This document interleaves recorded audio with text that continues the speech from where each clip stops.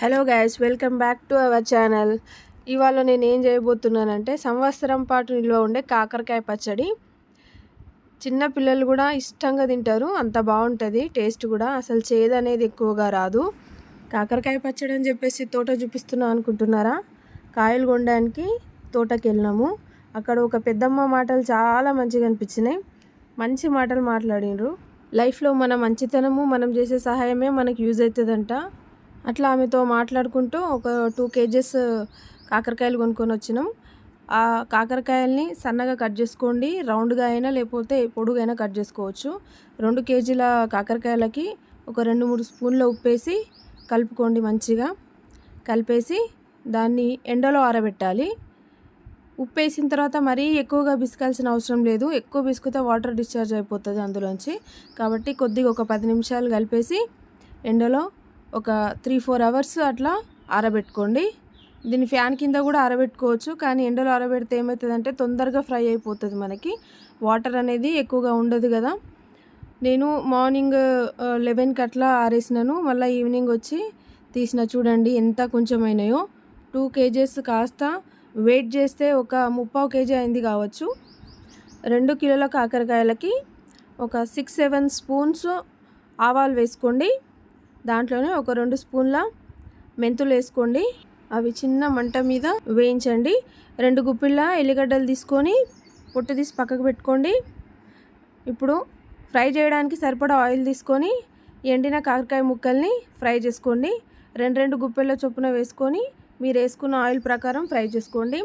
Fry కూడా dark కలర్లో fry చేయొద్దు, కొంచెం కలర్ మారితే సరిపోతుంది. వీడియోలో చూపిస్తున్నట్టు ఈ మాత్రం రంగు మారితే సరిపోతుంది. ఇప్పటికే అవి మామూలుగానే ఆరితే గట్టిగా అయిపోతాయి.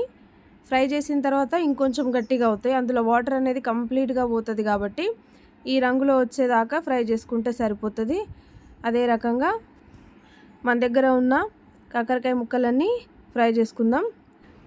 ఎండలో ఆరబెట్టుకొని ఫ్రై చేయడం వల్ల ఆయిల్ కూడా ఎక్కువ పీల్చవు, ఫ్రై కూడా తొందర అయిపోతుంది. నేను 2 kgs కాకరకాయలని ఒక 15 మినిట్స్లో ఫ్రై చేసిన, అంత తొందరగా అయిపోతుంది. ఈ ఫ్రై అయ్యేలోపు మనం వేయించి పెట్టుకున్నాం కదండి ఆవాలు మెంతులు, అది ఫైన్గా పౌడర్ చేసి పెట్టుకోండి.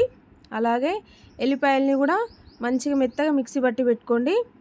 ఇప్పుడు ఫ్రై చేయంగా మిగిలిన ఆయిల్ ఉంటుంది కదా, అందులో మిక్సీ పట్టుకున్న ఆవాల పొడి, పచ్చడికి సరిపడా కారపొడి, ఉప్పు వేసుకోండి. నేను 2 kgల కాకరకాయలకి 6 స్పూన్స్ కారం, 4 స్పూన్స్ ఉప్పు తీసుకున్నాను. మీరు తీసుకునే కారాన్ని బట్టి కారం అనేది అడ్జస్ట్ చేసుకోండి. నా దగ్గర ఉన్న కారం చాలా స్పైసీగా ఉంటుంది, అందుకే నేను 6 స్పూన్లు మాత్రమే వేసినాను. అది మాకు సరిపోతుంది. మీరు తినేదాని ప్రకారం మీరు వేసుకోండి. ఇప్పుడు ఈ మిశ్రమాన్ని మంచిగా కలుపుకోవాలి.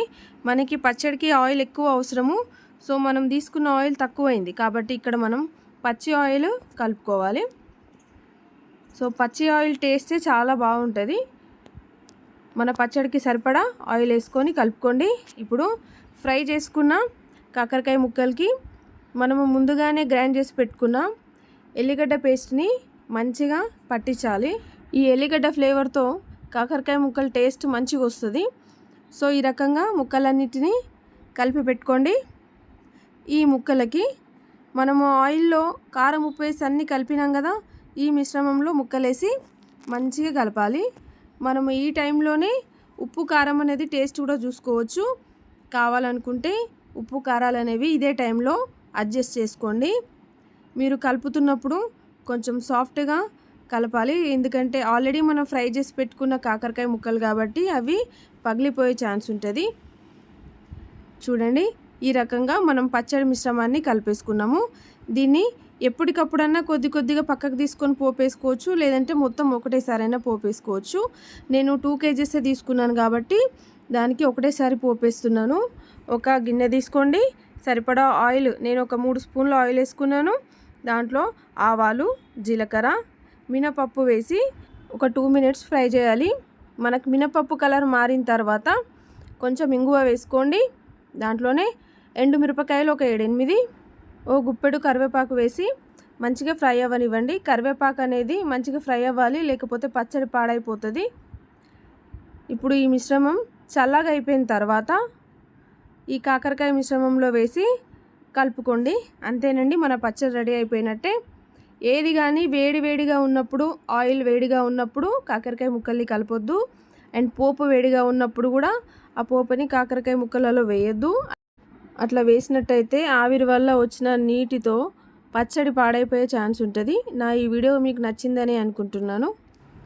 ఇదే ప్రాసెస్లో కాకరకాయలే కాకుండా వేరే వెజిటేబుల్స్ కూడా చేసుకోవచ్చు. పచ్చడి సంవత్సరం అంతా నిల్వ పెట్టుకోవచ్చు. Thank you so much. జై హింద్.